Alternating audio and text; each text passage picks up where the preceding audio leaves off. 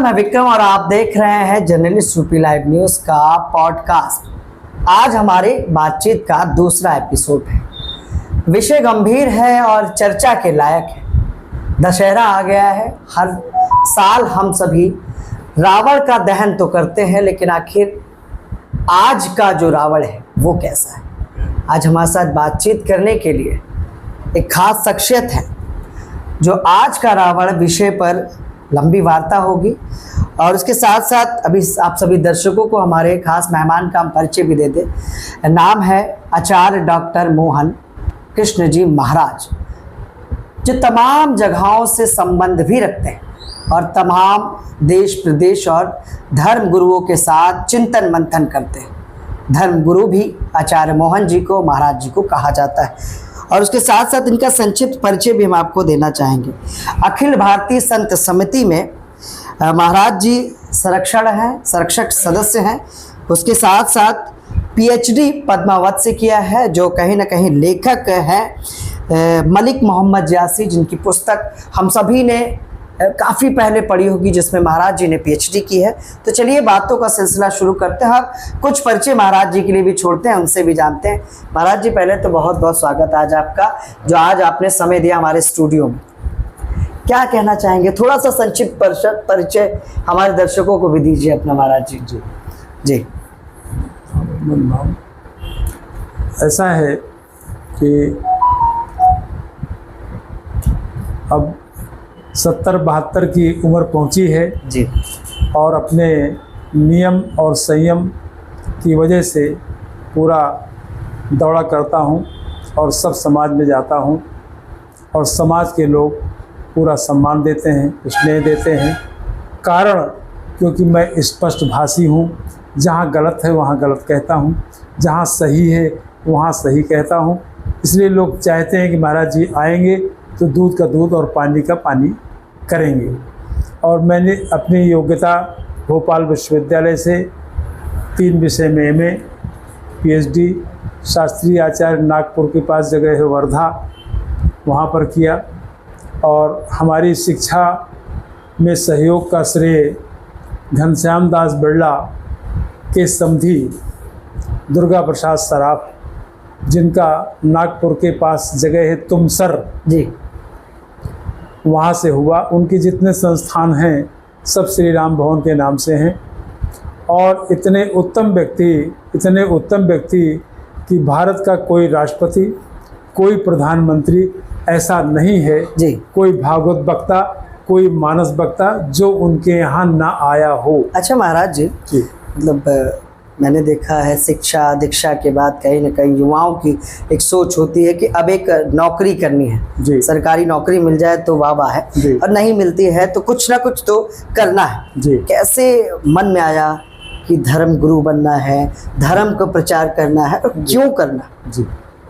जैसे नौकरी में जी अगर कहा जाए तो एक सामान्य बात है कि बॉस इज़ ऑलवेज राइट। बिल्कुल, जो बॉस आपको कह देगा उसमें करना ही करना है, नो नहीं करना है। इसलिए हाँ करते जाना है, और अगर करते जाना है तो नौकरी को हटा करके हाँ करी, नो करी।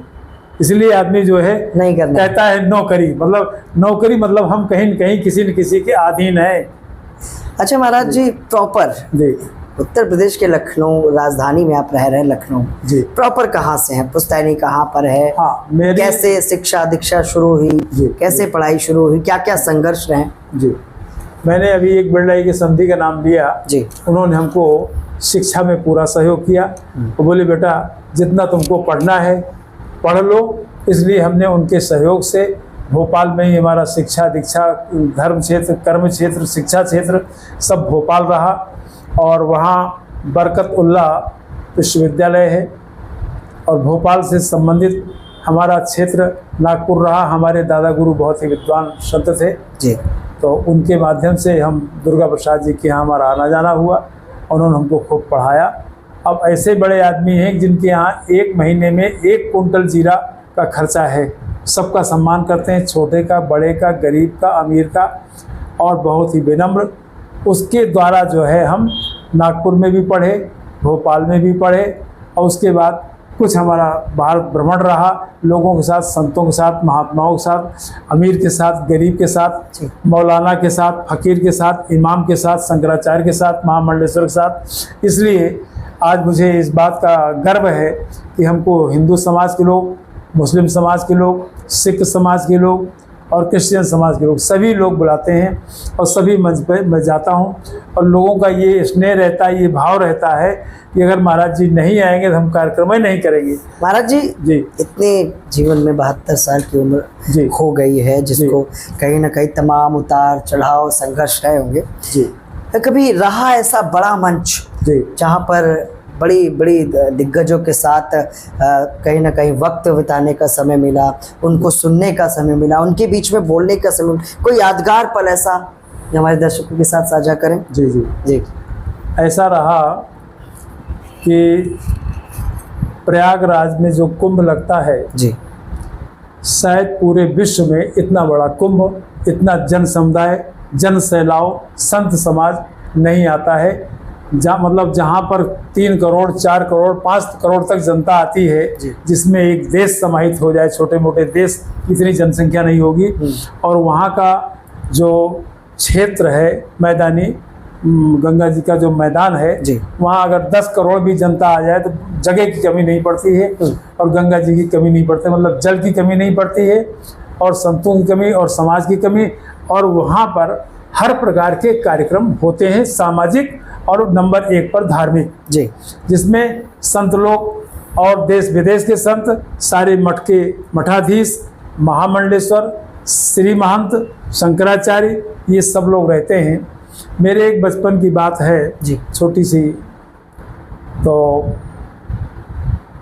हम करपात्री जी का मंच था जी, और करपात्री जी के साथ चारों शंकराचार्य थे। उस समय जो आज के संदर्भ में, आज वर्तमान में स्वामी निश्चलानंद सरस्वती हैं जगन्नाथपुरी के जी, उससे पहले स्वामी निरंजन देव तीर्थ थे जी। तो वो कार्यक्रम चल रहा था जी। तो वहाँ से वहाँ पर करीब करीब 7-8 लाख लोग पंडाल में थे जी, खुला मैदान था पूरा। कहीं से कोई प्रश्न आया और उसने पूछा, 2 पंजाब से लड़कियां आई थी जी, उन्होंने क्वेश्चन किया, क्वेश्चन स्टेज पे भिजवा दिया। मेरा बचपना था, तो वो पूछा कि संसार में आनंद कितने प्रकार का है और कौन सा आनंद तृप्त है, सैचुरेटेड है, और कौन सा अतृप्त है, अनसैचुरेटेड है। तो महाराज जी ने उत्तर दिया कि संसार में आनंद 2 प्रकार का है, एक ब्रह्मानंद और एक विषयानंद। ब्रह्म से संबंधित जो आनंद है वो ब्रह्मानंद है, और विषय इंद्रियों से संबंधित जो आनंद है विषयानंद है। और दोनों ही विषय प्रैक्टिकल के हैं। जो साधना करता है या तप करता है या जप करता है या हवन करता है, ये तो हो गया ब्रह्मानंद जी। और विषयानंद जो है इंद्रियों से, भोग से संबंधित आनंद है जी। इस आनंद को दोनों को करने का जो है, जो प्रैक्टिकल है, वही आदमी बता सकता है कि विषय ये है। जैसे मान लो विषयानंद का एक उदाहरण है, आप से पूछा जाए कि गुलाब जामुन आपने खाई, तो आप कहेंगे हाँ खाई, या नहीं खाई। अगर खाई तो गुलाब जामुन कैसी है, तो आदमी कह सकता हाँ अच्छी है, मीठी है। लेकिन गुलाब जामुन खाने की जो अनुभूति, जो रसास्वादन, जो आनंद आप ले रहे हैं, उसका कहने का कोई शब्द बड़ा ही नहीं। खाली कह सकते हैं अच्छी है, मीठी है। हाँ, उसको मतलब कहीं ना कहीं जाहिर नहीं कर सकते, सिर्फ बता सकते हैं। जैसे कोई तीर्थ यात्रा करता है या भगवान का नाम लेता है, तो उससे भगवान की उसको संतुष्टि, शांति जो मिलती है, उसको कह नहीं सकता, बस यही कहेगा हाँ अच्छा है और करना चाहिए। और दोनों विषय प्रैक्टिकल के हैं। अब इसमें दोनों में खास अंतर क्या है? एक ये है, मांग और पूर्ति का सिद्धांत है अर्थशास्त्र में जी। जैसे आपने आज गुलाब जामुन खाई और आपको गुलाब जामुन अच्छी लगी, तो आपको उसकी फिर डिमांड होगी, और डिमांड की फिर पूर्ति होगी। आपकी कामना हुई, मांग हुई और उसकी पूर्ति हुई। तो वो मांग की और पूर्ति की ये सिद्धांत जो है चलता रहता है। लेकिन हमेशा के लिए परमानेंट जो है उसकी तृप्ति नहीं होती है, खाने की जो चाहना है वो बनी रहती है। महाराज जी, जैसे आज हम लोगों ने विषय जो रखा है आज का रावण, जी। जो एक महत्वपूर्ण विषय है, समाज में व्याप्त बुराइयां, हाँ। समस्याओं को दर्शाता है जी। और कहीं ना कहीं ये विचार भी करता है कि रावण केवल पौराणिक पात्र नहीं, कहीं ना कहीं हमारे जीवन में मौजूदा भ्रष्टाचार, अन्याय और नैतिक पतन भी एक प्रतीक भी है और कहीं ना कहीं ये सबसे बड़ा रावण है। हाँ। जिसमें कहीं ना कहीं भ्रष्ट नेताओं की बात की जाती है, जी। सामाजिक भेदभाव की बात की जाती है जी। और आज के समय में जो सबसे व्याप्त है आपराधिक मानसिकता की बात की जाती है। आपकी नज़र में जी। रावण की क्या परिभाषा है? रावण अच्छा व्यक्ति था, उसकी तो पूजा भी की जाती थी और कहा जाता था कि सबसे विद्वान था, तो आज रावण बदनाम क्यों है और आज के जो रावण है वो बदनाम क्यों नहीं है? जी जी। इसमें एक प्रश्न आया था, नारद जी ने ब्रह्मा जी से एक प्रश्न किया जी। कि आपने मृतलोक में 2 प्रकार के व्यक्ति बनाए, एक अच्छी विचारधारा का, देव विचारधारा का, और एक राक्षसी विचारधारा का। जी। एक उत्तम व्यक्ति और एक निकृष्ट व्यक्ति, इसको कहा जाए एक देव और एक दानव या आतंकवादी, जो भी कहा जाए। तो आपने बना तो दिया इस पृथ्वी लोक पर, लेकिन आपने उनका कोई ट्रेडमार्क नहीं बनाया जिससे लोग ये पहचाने कि ये उत्तम है, ये निकृष्ट। हाँ, ये उत्तम है, ये अच्छा व्यक्ति है, ये देव तुल्य है और ये राक्षस तुल्य है। ठीक। तो ब्रह्मा जी चुप रहे। फिर उनका नारद जी ने कि ऐसा कुछ आप बताएं जिससे लोगों को मालूम हो जाए कि ये आदमी अच्छा है या खराब। तो उन्होंने कहा, बहुत लंबा श्लोक है, मैं शॉर्ट बता रहा हूँ, कि यदा यदा मुंचति वाक्य वेदम तदा तदा जाति कुल प्रमाणम। नारद जी ने कहा ब्रह्मा जी से, आपको जो आतंकी विचारधारा के लोग हैं उनके सिर में कोई सींग बनानी थी और जो अच्छी विचारधारा के लोग हैं उनके हाथ में कमल बनाना था, जिससे लोग पहचान लेते ये राक्षसी विचारधारा का है और ये सात्विक है। जी। पहचान लेते। तो ब्रह्मा जी ने कहा, यदा यदा मुंचति वाक्य वेदम तदा तदा जाति कुलम प्रमाणम। वो आप उसके पास जितनी देर बैठेंगे और जितने वाक्य बोलेगा, अगर आप थोड़ा बहुत भी शिक्षित हैं या समाज दुनिया देखें, सत्संग किया है, तो आपको उसकी विचारधारा मालूम हो जाएगी। बस वही बात यहाँ फिर आती है सामने कि उनको हमें अपने हिसाब से परखना है और जानना है कि ये आतंकवादी विचारधारा का है और ये उत्तम विचारधारा का है, इसकी सोच गंदी है, इसकी सोच अच्छी है, ये हमको आपको विचार करना है, क्योंकि अच्छे और बुरे सब एक जैसे हैं। महाराज जी, भ्रष्ट नेता हैं जी, जो जनता की भलाई को नजरअंदाज करते हैं। हाँ। और 5-5 बार एमएलए बन जाते हैं, 5-5 बार सांसद बन जाते हैं। हाँ। और लेकिन फिर भी जब कोई घटना उभर कर सामने आती है तो पता चलता है कि इन्होंने तो ये करप्शन कर रखा है, इन्होंने तो ये, तो इसके बारे में क्या कहते हैं? हाँ, ये हमारे मतलब ये तो दिखने में बड़े सुंदर, बहुत सुंदर, बड़े अच्छे, चुनाव के वक्त बड़ी मीठी मीठी बोलियां, बड़े वादे। इसका दर्द हमारा समाज कहता है जी कि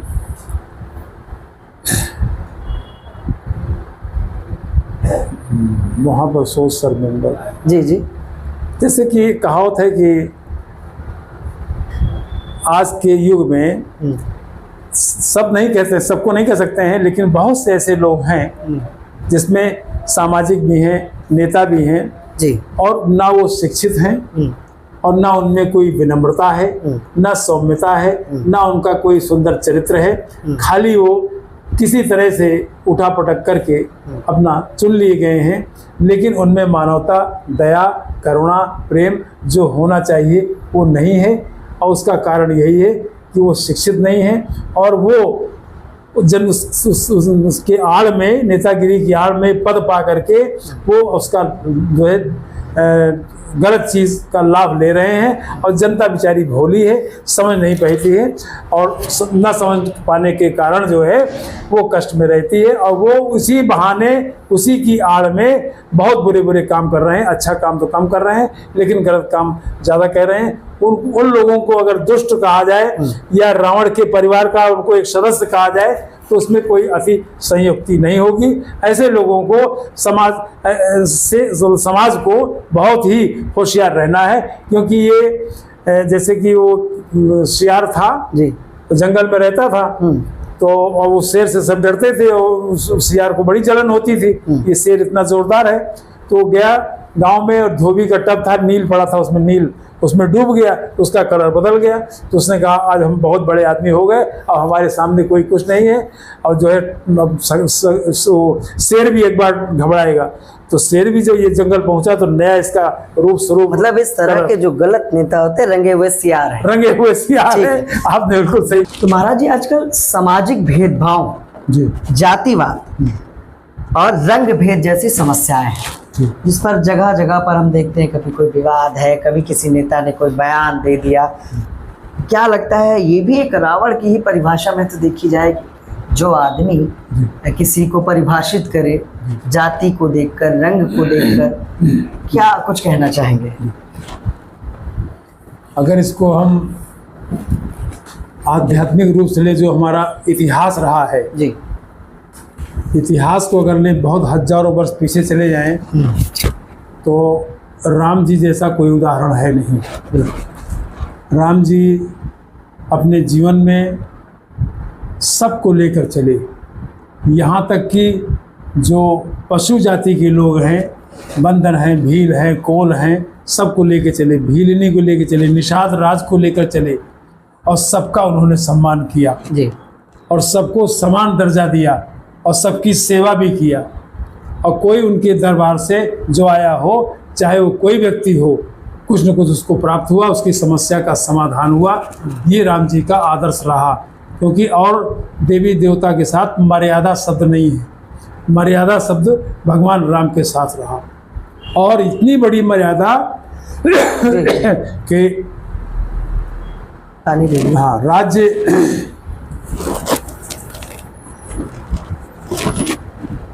भगवान के समय में जी, राम जी का दरबार लगा हुआ है और राम जी अपने सिंहासन पर आसीन हैं। जैसे मान लीजिए मोदी जी अपनी कुर्सी पर बैठे हैं और उनके बैठे हुए सब लोग बैठे हैं और उनका सचिव आता है और अपनी कुर्सी छोड़ करके सचिव को जाकर प्रणाम करते हैं। ये राम जी का आदर्श है। राम जी के सचिव कौन हैं? सुमंत जी। तो सुमंत जी जब आते हैं, और सुमंत जी एक अलग तरह से हैं मतलब, और लेकिन उनके आने के बाद राम जी उनको प्रणाम करते हैं। सुमंत जी बहुत ही मतलब वो होते हैं, उनको शर्मिंदा होते हैं, तो कहते हैं आप कहाँ प्रधानमंत्री हो, कहाँ मैं सचिव। तो राम जी कहते हैं कि मैं प्रधानमंत्री ज़रूर हूँ, लेकिन मेरे सलाहकार सब कुछ आपने अच्छा हमको सुझाव दिया। आप वयोवृद्ध हैं, मेरे पिता के मित्र हैं और मेरे अच्छे सचिव हैं, इसलिए मैं आपको प्रणाम करता हूँ।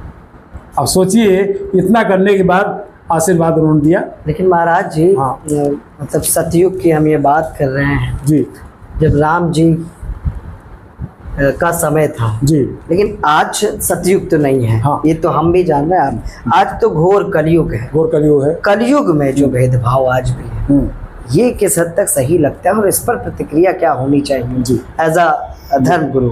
अब जैसे आपने जी, एक पक्ष राम का देखा आदर का, और दूसरा पक्ष रावण का देखिए निरादर का। जी, राम जी सुमंत का आदर करते हैं और रावण हनुमान जी का, हाँ, रावण जो है, रावण के सचिव माल्यवंत हैं जी, माल्यवंत उनको बहुत कहते हैं कि जो काम ये आप कर रहे हो ये अच्छा नहीं कर रहे हो, ये आप आतंकवादी का काम कर रहे हो, दुष्टता का काम कर रहे हो, राक्षसीपन का काम कर रहे हो। तो रावण मालूम क्या कहता है अपने सचिव को? रावण कहता है अगर आप मेरे नाना ना होते तो मैं आपके काट काट के टुकड़े कर देता। तो अब आप देखिए, आदर से राम जी ने क्या प्राप्त किया और निरादर से रावण ने क्या प्राप्त किया, सारा सत्यानाश कर लिया। इसी प्रकार आज करके जो लोग हैं, इनकी सोच वहां पर सोच शर्मिंदा और हुनर की आंख गीली है, जहां पर उल्लुओं की पालकी को हंस ढोते हैं। बिल्कुल सही है महाराज जी। आचार्य डॉक्टर कृष्ण मोहन जी से हम बात कर रहे हैं और कहीं ना कहीं विषय गंभीर भी है। रावण का दहन तो हम करते हैं, लेकिन जो मन का रावण है ये खत्म नहीं हो रहा है। आपराधिक मानसिकता रावण तो इस मामले में अच्छा था कि उसने सीता जी का हरण किया जी। और 14 वर्ष तक अपहरण करके सिर्फ रखा, खाना पीना ख्याल रखना सब कुछ किया, लेकिन उसने कुछ भी गलत नहीं किया, मर्यादा का ना ध्यान। छेड़ा, बहुत अच्छा। हाँ, ना घूरा, हाँ, बल्कि एक ही बात कहता रहा कि मुझसे विवाह कर लो। हाँ, विवाह कर लो। लेकिन आज जिस तरह से हम अपराध देख रहे हैं, जब हमारे घर की महिलाएं, जी बच्चियां, जी। वो बच्चियां जिनकी उम्र भी उतनी नहीं है, वो बुजुर्ग महिलाएं जो 70-80 पार कर चुके हैं, हाँ। उनके साथ इस तरह के अपराध होते हैं जिसको हम क्या बताएं। रोज ही जब हम आप अखबार उठाते हैं तो सुर्खियों में हर जिले में 1 से 2 बलात्कार, दुष्कर्म, छेड़छाड़, इस तरह की घटनाएं होती हैं।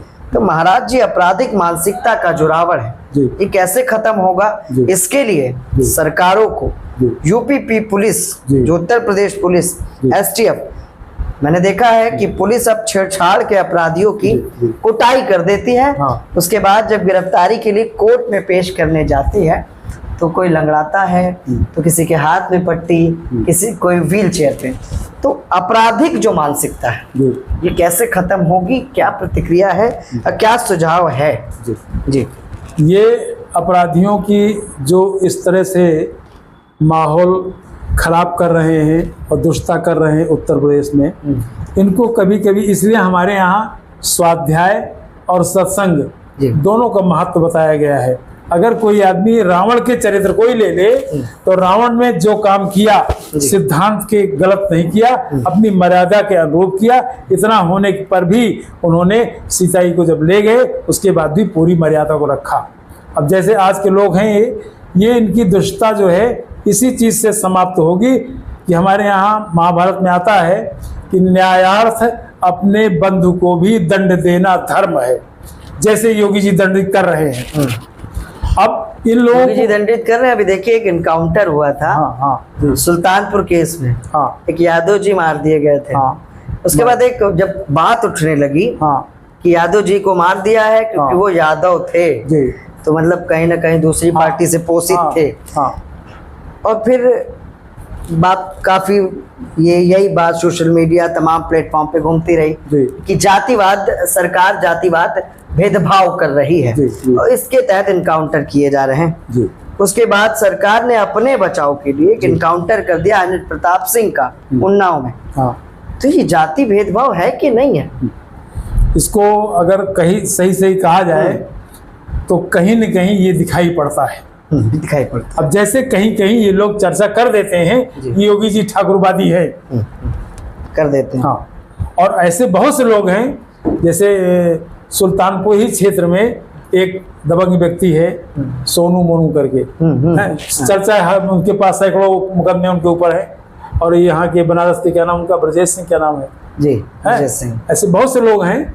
हालांकि उन्होंने ब्राह्मण का भी बहुत जोरदार काउंटर किया। कानपुर के पास क्या नाम है, दुबे, हाँ, विकास दुबे, हाँ। तो काम अच्छा कर रहे हैं, लेकिन इसमें ये भी होता है कि काजल की कोठरी में कितनों ही सयानो जाए और काजल की एक रेख लागियों से लागी हो, आदमी बदनाम भी ज्यादा होता है। जैसा लोग उंगली उठा रहे हैं योगी जी पर, ऐसा है नहीं। हाँ, ये जरूर है कि जो कानून जो कहते हैं योगी जी वो करते हैं, बशर्ते कि उनके पास सही बात पहुंच जाए। और हम तो ये समझते हैं ये जो लोग दुष्टता कर रहे हैं, अब इनको दिमाग नहीं है, इनकी सोच नहीं है कौन हमारी माँ है, कौन हमारी बहन है, कौन हमारी बेटी है, किसकी उम्र क्या है, किसकी परेशानी क्या है, किसका दर्द क्या है। ऐसा चारित्रिक पतन हुआ है। इसमें शिक्षा का भी थोड़ा दोष है। जो नैतिक शिक्षा हमारे यहाँ पहले पढ़ाई जाती थी वो नैतिक शिक्षा शायद अब नहीं पढ़ाई जाती है या पाठ्यक्रम बदला हुआ है। अच्छा महाराज जी, शिक्षा की बात आ गई तो जी। ये लगता है आपको कि आज सरकारी स्कूल की जो दशा है, दिशा है, जी, पहले से तो काफी सुधरी है, ये हम नहीं कहेंगे कि बिल्कुल ही नहीं सुधरी है, लेकिन आज भी जो वहाँ के टीचर हैं या जो ठीक ठाक पोजीशन पर आते हैं वो तो कभी नहीं पढ़ाते अपने बच्चों को सरकारी स्कूल में। कभी नहीं देखा हमने, कॉन्वेंट में ही देखा है। तो तब तक बदलाव आ पाएगा क्या लगता है? जी। जब एक आईएएस का बच्चा उस स्कूल में जाएगा तो स्वाभाविक है व्यवस्थाएं दुरुस्त की जाएंगी। जी जी जी। जब एक सीएम का बच्चा हाँ। एक सरकारी स्कूल में जाएगा हाँ। तो व्यवस्थाएं दुरुस्त करना प्रशासन और विभाग की मजबूरी होगी। हाँ, भेदभाव भी हटेगा, सामाजिक भेदभाव है ना ये? हाँ, बिल्कुल जी। ये बड़े आदमी होकर यहाँ पढ़ा रहे। अब देखिए यहीं पर एक उदाहरण बताऊं आपसे। एक रिटायर्ड सीनियर जी। आईएएस हैं जी और उनके घर में 4-5 आईएएस हैं। आप कभी भी कोई व्यक्ति जा करके देख सकता है वृंदावन कॉलोनी में, वो आईएएस बच्चों को स्वयं मतलब बुलाते हैं या उनकी गरीबी असहाय मजबूरी देख करके उनको आमंत्रित करते हैं, अपने यहाँ पढ़ाते हैं, संस्कार सिखाते हैं, चरित्रवान बनाते हैं, विद्वान बनाते हैं, धर्मवान बनाते हैं, शीलवान बनाते हैं और योग्य बना करके उनको गुरुकुल की शिक्षा दे करके आईएएस आईपीएस से ज़्यादा कमाल करते हैं। जहाँ जाते हैं उनका नाम होता है। ऐसे व्यक्ति को ज़रूर मिलना चाहिए, जाना चाहिए, उनका इंटरव्यू लेना चाहिए। और कि इतनी उम्र में भी वो पूरी तरह एक्टिव है और वो कहते हैं कि मैं अपने देश के बच्चों को संस्कार और चरित्र जरूर दूंगा। तो इस प्रकार हमारे यहाँ जो आधुनिक पढ़ाई हो रही है, कहना नहीं चाहिए, ये क्रिश्चियन मशीनरी से प्रभावित है। और इसमें जो है आप उसको डॉक्टर बना सकते हैं, वकील बना सकते हैं, आईएएस बना सकते हैं, पीसीएस बना सकते हैं, लेकिन जो देश के प्रति उनकी जागृति है कि ये बच्चा यहाँ से पढ़ के निकला, इसको देश के प्रति क्या सोच है, उनको अपने देश के प्रति सोच नहीं है, अपने संस्कार के प्रति सोच नहीं है। ना वो चरित्रवान है, ना वो धर्मवान है, ना वो दयावान है, ना वो करुणावान है, ये चीज़ नहीं है। हाँ, वो डॉक्टर बन जाएंगे, इंजीनियर बन जाएंगे, जज बन जाएंगे, आईपीएस बन जाएंगे, लेकिन जो एक देश के लिए आवश्यकता है, जैसे और देश में, जैसे मान लो हम इस बात को मुस्लिम के लिए अच्छा कहेंगे, वो अपने धर्म को बच्चों को शुरू से पढ़ाते हैं, मदरसा भेजते हैं। तो हमारे यहाँ बिल्कुल कौन, जैसे आपने अभी कहा कि बड़े बड़े लोग बड़े बड़े स्कूलों में पढ़ाते हैं और कोई आदमी आईएएस आईपीएस मंत्री अपने बच्चों को सरकारी स्कूल में नहीं पढ़ाता है। ये विडंबना है, ये बहुत बड़ा दर्द है। सबको एक न्याय मिलना चाहिए, एक शिक्षा मिलना चाहिए, एक अधिकार मिलना चाहिए। सबको आगे जाएंगे। महाराज जी, ये बात हर सरकार कहती है कि हम शिक्षा देंगे, हम स्वास्थ्य देंगे, हम पानी देंगे, हम बिजली देंगे। शिक्षा का निजीकरण है आज जी। प्राइवेट तमाम आप देखते होंगे कॉलेजेस खुल चुके हैं बड़े बड़े, जिस वजह से कोई सरकारी स्कूल नहीं जा पाता है। तो कितना सही है निजीकरण शिक्षा का? जी, अब हम तो इसमें हमको एक आश्चर्य भी होता है और दुख भी होता है और क्रोध भी आता है। एक शब्द है शिक्षा माफिया। तो कोई भी अगर सामान्य व्यक्ति या गरीब व्यक्ति अपने बच्चे को, जैसा कि आज का संदर्भ आपका माहौल है, वो पढ़ाना चाहे सीएमएस में, एलपीएस में, सिंघानिया में और कैम्ब्रिज में, कैंपियन में, बहुत से ऐसे अच्छे जोरदार स्कूल हैं जहां वो बच्चे को एडमिशन कराने की उसके पास फीस नहीं है। तो इसके लिए तो बहुत मैं विनम्र निवेदन करूंगा राज्य सरकार से और केंद्र सरकार के, शिक्षा व्यवस्था और स्वास्थ्य की व्यवस्था, इसमें जो है इनको सुंदरीकरण और शिथिलीकरण और सहजीकरण ये ऐसा होना चाहिए कि गरीब भी अपने बच्चे को पढ़ा ले और इलाज करा ले और बड़ा आदमी भी, दोनों के लिए मतलब ऐसी विडंबना है कि गरीब आदमी अच्छे स्कूल में नहीं। महाराज जी, सरकारी अस्पताल गए हैं कभी? गए ही होंगे। गए। लाइन होती खूब लंबी सी। हाँ, खूब लोहिया में बीमार हो, जब आदमी बड़ा सीरियस होता है, लाइन लगी है, कहीं व्हील चेयर नहीं है, कहीं लाइन में ही आदमी खत्म हुआ जा रहा है, फिर दवाओं की लाइन आती है। ये लाइनें जो है या ये जो व्यवस्थाएं हैं, ये जब तक दुरुस्त नहीं होगी, लगता है कि कोई सरकारी अस्पताल की तरफ रुख करेगा। क्योंकि आप अगर गए 2 घंटा आपकी हालत सीरियस हो गई तो आप कहाँ भागते हैं? सरकारी या प्राइवेट अस्पताल में? इनको कोई ऐसी व्यवस्था बनाना चाहिए और उसमें कोई ऐसा स्वास्थ्य विभाग में, शिक्षा विभाग में कोई ऐसा संशोधन लाना चाहिए। और कभी कभी भेष बदल करके जो हमारे शिक्षा सचिव हैं या स्वास्थ्य सचिव हैं, जैसे अभी एक केस आया था, कहाँ का था, बरेली था, कहाँ था, पुलिस कमिश्नर भेष बदल करके कहीं जाती है और वहाँ से फ़ोन करती है कि मैं समस्या में हूँ, परेशानी में हूँ और आप मुझे बचाइए। तो योगी जी की पुलिस 10 मिनट के अंदर, उनका 10 मिनट में आ रहे, पहुँच गए। जब देखा तो पुलिस कमिश्नर खुश हो गई फिर लोग समझ गए पुलिस कमिश्नर है। तो ऐसा कहीं कहीं होता है, मतलब थोड़ा सा तो डर दबाव होना चाहिए ताकि मनमानी ना करे। हाँ, मनमानी ना करे। इसी को कहते हैं शासन, इसी को कहते हैं प्रशासन। चलिए, बड़ी अच्छी बात आपने कही है। सच बात है कि जब तक व्यवस्थाएं दुरुस्त नहीं होंगी, ना हम सरकारी अस्पताल जाना पसंद करेंगे, न सरकारी स्कूल। तमाम उदाहरण देती हैं अलग अलग सरकारें कि हमारे वहाँ का स्कूल ऐसा, हमारे यहाँ का स्कूल ऐसा। एज अ पत्रकार जब हम फील्ड पर जाते हैं, देखते हैं, यहीं जहाँ हमारा ऑफिस है बिजनौर इलाका लखनऊ का ये लगता है, यहाँ पर जब हम जाते हैं ना तो कई सरकारी स्कूल है महाराज जी, जिस स्कूल में बरसात में पानी भर जाता है। अब पानी भरा है तो 4 दिन बच्चे आते नहीं हैं, और नुकसान होता है। उसके साथ साथ एक सवाल ये है, सब कहते हैं कि योगी जी की सरकार है, बाबा योगी बैठे हैं। आपके एज अ संत महात्मा और कहीं ना कहीं तमाम धार्मिक जगहों से जुड़े हैं, एज अ धर्म गुरु, योगी की परिभाषा क्या है? जी, एक बड़ा अच्छा आपने प्रश्न किया है जी। और मैं समझता हूँ कि आज तक किसी चैनल वाले ने, आपका तो जर्नलिस्ट यूपी लाइव चैनल बहुत अच्छा चल रहा है और अच्छी सोच है आपकी देश के प्रति, समाज के क्या करें, थोड़ा सा संभल के पूछना पड़ता है। जी जी जी, कुछ अगर सरकार की कहीं आलोचना हो गई तो मुकदमा हो जाएगा। जी जी, बिल्कुल सही है। मैं जहाँ तक समझता हूँ कि योगी जी महंत अवैधनाथ जी के शिष्य हैं जी, और बचपन से ही ये कर्मठ रहे हैं। और एक सामान्य योगी होता है, एक हठ योगी होता है जी। तो ये सामान्य योगी के साथ साथ हठ योगी भी हैं। और अगर खाली योग की परिभाषा लिया जाए, क्योंकि योग में भी पारंगत है हर चीज में, तो योग का मतलब होता है प्लस, योग का मतलब होता है जोड़ना जी। अगर योग का सीधा अर्थ लिया जाए तो जोड़ने का। अब मैं इनके यहाँ आश्रम में कई साल पहले 1-8 महीने रहा जी। तो हमारा उठना बैठना मिलना जुलना होता था, भोजन भी होता था, सब कुछ होता था। लेकिन कुछ चीज़ें हम जानना चाहते थे। हम उठते थे 4 बजे करीब, तो 4 बजे जब हम उठे तो योगी जी टहल के लौट आए, वहाँ आश्रम में लौट रहे हैं। तो हम सोचे कि महाराज जी, तो मैं उस दिन 3 बजे उठा। 3 बजे उठने के बाद मैं गौशाला की तरफ गया, तो पता चला कि योगी जी के साथ 2 लोग बड़ा बड़ा झोला ले करके गुड़ लिए हैं, और योगी जी गायों को गुड़ खिला रहे हैं। मैं समझ गया कि इनका योग गौ के साथ है, ये परम योगी हैं और ये भगवान कृष्ण के भी भक्त हैं। इससे मुझे लगा कि परम भक्त हैं गौ माता के। लौट आया मैं उसके बाद, फिर वहाँ इनके जो मेन वहाँ देखते हैं द्वारिका तिवारी हैं, एक सिंह साहब हैं जी जी, वो लोग बताए अब महाराज जी गए हैं ऊपर, थोड़ी देर में आए, उनका दरबार लग जाएगा।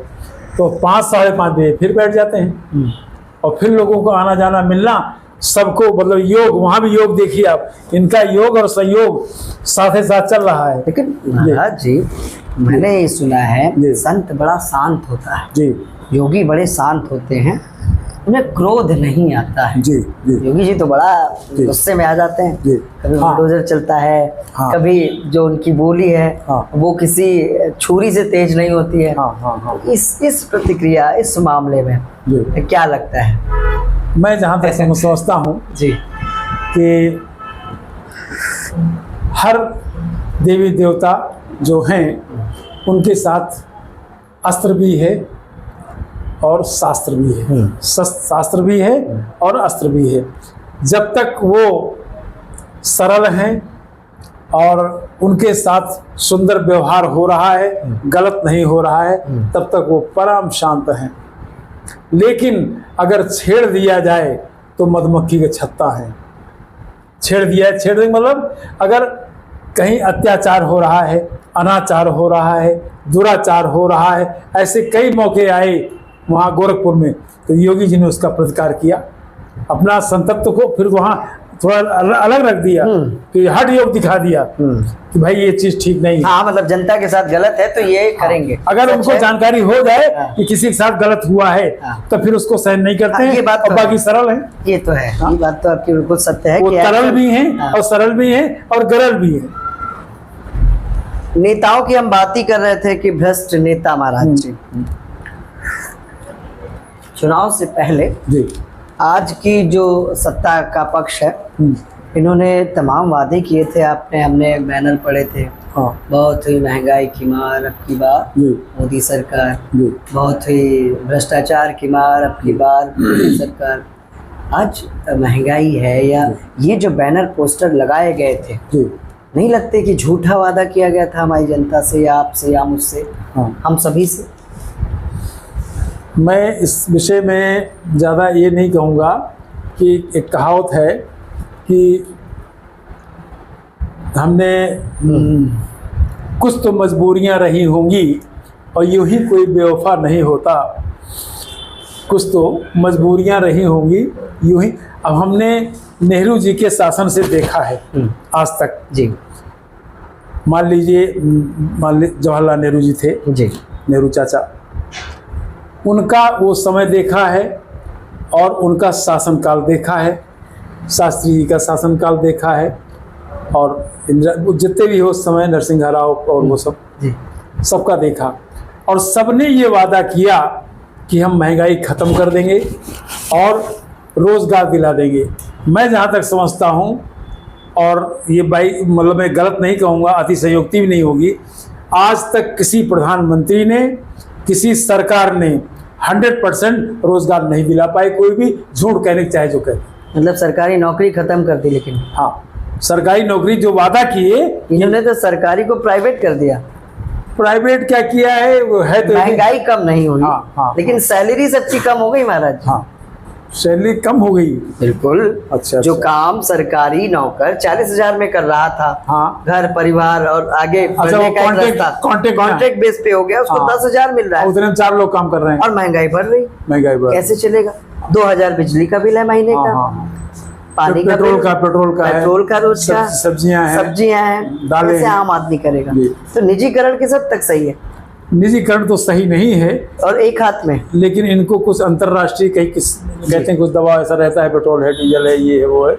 तो ये पूर्व में जब दबाव रहता था, हाँ, पिछलों की सरकारों में, हाँ, तो नहीं समझते थे ये लोग। हाँ, जो भी है कमेंट करते थे, कमेंट करते थे, हाँ, करते थे। आज वो चीज खुद समझ उनके ऊपर आई है, हाँ, तो उसको नहीं समझ रहे हैं, स्पष्ट भी नहीं कर पा रहे जनता को। नहीं, इसमें तो ये है कि एकदम स्पष्ट बात ये है कि इनको जा करके समाज में, गांव में, गली में, गरीबी में, झोपड़ी में अपने आदमी भेज करके पता लगाना चाहिए कि कौन टमाटर खा रहा है, कौन नहीं खा रहा है, कौन दाल खा रहा है, कौन नहीं खा रहा है, किसके घर में बिजली। जैसे आपने स्कूल की चर्चा किया कि बहुत से ऐसे स्कूल हैं, बिल्डिंगें जर्जर पड़ी हुई महाराज जी, हम रास्ता नहीं है जाने का। समझ पाते हैं कि ये जो भी काम हम लोगों ने आज अपनी परिचर्चा में चर्चा किया है, जी, ये सब किसी न किसी व्यक्ति से जुड़े हैं, किसी न किसी अधिकारियों से जुड़े हैं, और सीधा संबंध यूं कहें विभाग के बाद सरकार जो हर एक चीज के लिए जिम्मेदार हो जाती है, और क्योंकि वो एक्शन नहीं ले रहे, वो डर नहीं दिखा रहे, जिस वजह से हमारे वहाँ आज भी